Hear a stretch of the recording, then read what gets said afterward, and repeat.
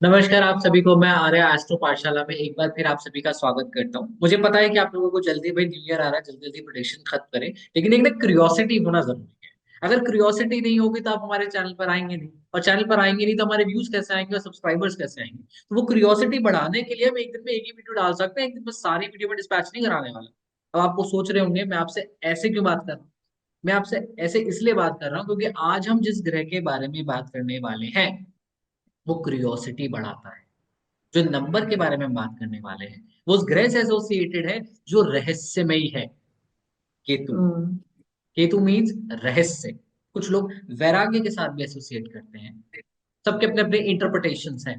But basically जो आज हम बात करने वाले हैं उन लोगों के बारे में बात करने वाले हैं जिनका डेट ऑफ बर्थ या तो 7 तारीख को आता है, या फिर 16 तारीख को आता है, या फिर 25 तारीख को आता है।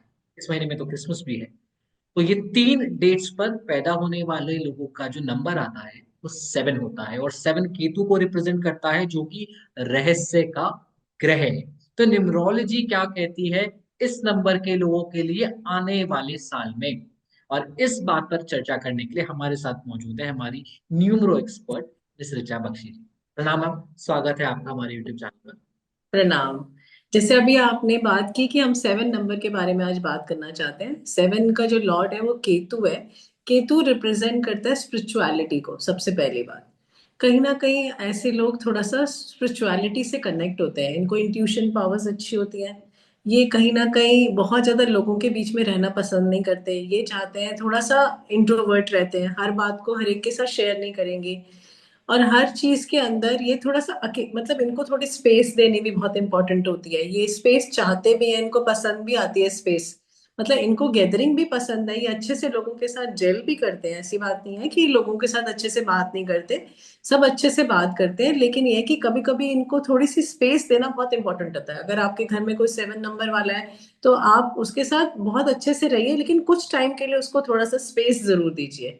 उससे क्या है कि उसका उसके अंदर एक अलग ही वो आएगा, अलग ही एक मतलब फीलिंग आएगी, वो अच्छे से आपके साथ रिलेशनशिप में अच्छे से सेट हो जाएगा। और दूसरा, ऐसे लोग ट्रैवल करना भी बहुत पसंद करते हैं, इनको ट्रैवलिंग बहुत पसंद होती है। इनको ट्रैवल में किसी की जरूरत भी महसूस नहीं होती, ये चाहे तो ये अकेले कहीं भी निकल जाए पहाड़ों के बीच में। इनको ऐसे पहाड़ों में रहना और ग्रीनरी में रहना और नेचर के साथ रहना बहुत पसंद होता है। गॉड से बहुत कनेक्टेड होते हैं। मतलब इनको ना कोई इनका जरूर कोई ना कोई ईस्ट होगा जिनको इनको जिससे कनेक्ट होना जरूर जरूरी है। अगर आपका केतु अच्छा है तो अपने आप आपके धीरे धीरे लाइफ में आता जाएगा, वो आपका अपने आप कनेक्ट बनता जाएगा। तो ये नंबर बहुत अच्छा माना जाता है स्पिरिचुअलिटी के हिसाब से। और फॉरेन से रिलेटेड के लिए भी, जैसे जो लोग बाहर शिफ्ट होना चाहते हैं तो उनके लिए भी 7 नंबर जो है वो बाहर उनको लेके जाता है। मतलब इंडिया से बाहर अगर आप शिफ्ट होना चाहते हो तो जैसे राहु और केतु आपको कहीं ना कहीं बाहर सेटल होने में हेल्प करते हैं। तो केतु भी करता है और राहु भी करता है। और राहु में थोड़ा कंफ्यूजन होता है, पर केतु में थोड़ा सा क्लैरिटी होती है। लेकिन थोड़े से सेंसिटिव भी होते हैं ये लोग, थोड़े से मतलब बाहर से चाहे जैसे भी नजर आए, स्ट्रांग नजर आए, लेकिन मतलब सेंसिटिव और अच्छे होते हैं। इंसान दिल के बहुत साफ होते हैं ऐसे लोग। अब जैसे ये वाला ईयर आ रहा है 9 नंबर का, तो 9 नंबर जैसे हमने बात की थी 2025, तो इसका टोटल 9 आता है। लेकिन आपने शायद नोटिस करा होगा कि 2025 जैसे 20th तो सेंचुरी है, हमारी 21st सेंचुरी है, और 25 जो है वो पीछे आ रहा है। तो ये 7 नंबर वालों के लिए अगर आपने इसका फायदा लेना है तो जब भी डेट ऑफ बर्थ लिखो तो हमेशा 25 लिखो, 2025 मत लिखो। एक तो ये सबसे अच्छी रेमेडी है जब भी आप लिखो, क्योंकि वो आपके नंबर के साथ आपके ईयर के साथ मैच करेगा। तो और दूसरा 9 नंबर है, तो 9 मंगल का है। तो मंगल और केतु को अगर हम एस्ट्रोलॉजिकली देखें तो आपस में कहते हैं कनेक्ट करता है। लेकिन न्यूमरोलॉजिकली देखें तो कुछ बहुत ज्यादा कंफर्ट नहीं होता, क्योंकि 9 नंबर चाहता है आप हार्ड वर्क करो, जैसे हमने बात की। 9 नंबर में एनर्जी बहुत है। 9 नंबर कहता है कि हर वक्त काम करते रहो, पराक्रम करते रहो, अपने पराक्रम में कमी नहीं रखनी, अपने एफर्ट्स में कमी नहीं रखनी। लेकिन 7 नंबर क्या है कि वो थोड़ा सेंसिटिव है। वो कभी कभी तो वो मतलब आराम से मेडिटेशन करने में बैठ सकता है, वो बहुत फिजिकल एक्सरसाइज करने में थोड़ा सा उसको मुश्किल होती है। तो सबसे बड़ी रेमेडी यही है कि अपनी फिजिकल एक्सरसाइज को कंटिन्यू रखें, जैसे हर नंबर के लिए मैं कह रही हूँ। तो इस नंबर के लिए भी इंपॉर्टेंट है कि अब अपनी हेल्थ के लिए फिजिकल एक्सरसाइज को कंटिन्यू करो। कोई भी आपके पास अगर अपने हेल्थ इश्यूज आ रहे हैं तो उसको करो। और दूसरा ये कि लोगों के साथ कनेक्ट होने की सोचो, क्योंकि केतु क्या है कि कनेक्ट नहीं होगा, ये वाला साल कनेक्ट का है, तो आप कनेक्ट होने की सोचो। और केतु मदद करता है सबकी, तो वो तो ठीक है, वो तो कोई प्रॉब्लम नहीं, 9 से कनेक्ट हो रहा है। तो जो स्टूडेंट्स हैं वो कहीं ना कहीं कोई रिसर्च वर्क में जा सकते हैं, जो रिसर्च वर्क वाले स्टूडेंट्स हैं उनके लिए ये वाला नंबर बहुत अच्छा है। पर उनको मेहनत करनी पड़ेगी, बिना मेहनत के रिजल्ट मिलना मुश्किल है।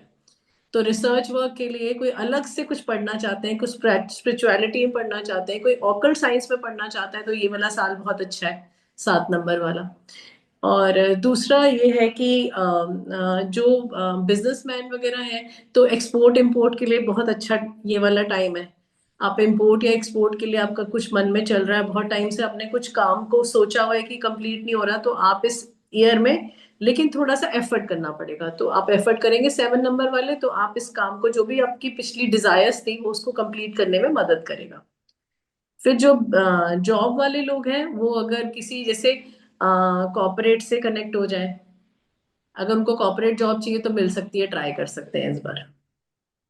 और ऐसे क्योंकि कॉर्पोरेट से कनेक्शन है, इंडिया से बाहर कहीं जाना चाहते हैं, इंडिया से बाहर कुछ कनेक्शन बनाना चाहते हैं, तो भी ये वाला ईयर एफर्ट करना पड़ेगा आपको, तो हो जाएगा, ये काम हो सकता है। और हाउसवाइफ्स के लिए ये है कि थोड़ा स्पिरिचुअलिटी की तरफ, थोड़ा सा घर में पूजा पाठ कुछ ना कुछ कराते रहिए, जिससे हम्म। कि घर की एनर्जीज अच्छी रहे, घर में सब अच्छे मूड में रहे, सबकी एनर्जीज अच्छी रहे। तो घर के अंदर कुछ पूजा पाठ होना बहुत इंपॉर्टेंट है, चाहे आप कोई भी, जो भी आप जिससे भी कनेक्ट है आप, लेकिन कोशिश कीजिए कि कुछ टाइम कुछ कुछ पूजा पाठ घर में चलता रहे। तो ये वाला साल उनके लिए अच्छा रहेगा, 7 नंबर। बेसिकली मैम हमने ये समझा क्योंकि 7 नंबर केतु से रिलेटेड है, लेकिन 9 नंबर जो है वो हार्ड वर्क से रिलेटेड है। आप जो भी करना चाहेंगे हार्ड वर्क के बेस पे कीजिए, लेकिन आपके लिए साल लकी है। कारण क्या है? 2025 जैसे आपने समझाया, लास्ट में जो 25 नंबर है, अगर आप कहीं भी अपनी डेट ऑफ बर्थ लिख रहे हैं यहाँ पर, या फिर जहां पर भी आप काम कर रहे हैं बेसिकली, क्योंकि बहुत जगह ऐसा होता है टू एंटर द डेट, कहीं भी आप डेट एंटर करते हैं या बैंक्स में जाते हैं, कहीं भी कोई भी ऑफिशियल काम कर रहे हैं, तो 2025 की जगह 25 यूज करेंगे तो ज्यादा बेहतर रहेगा। Thank you so much ma'am, हमें इतने अच्छे इंसाइट्स देने के लिए। Thank you, thank you, thank you.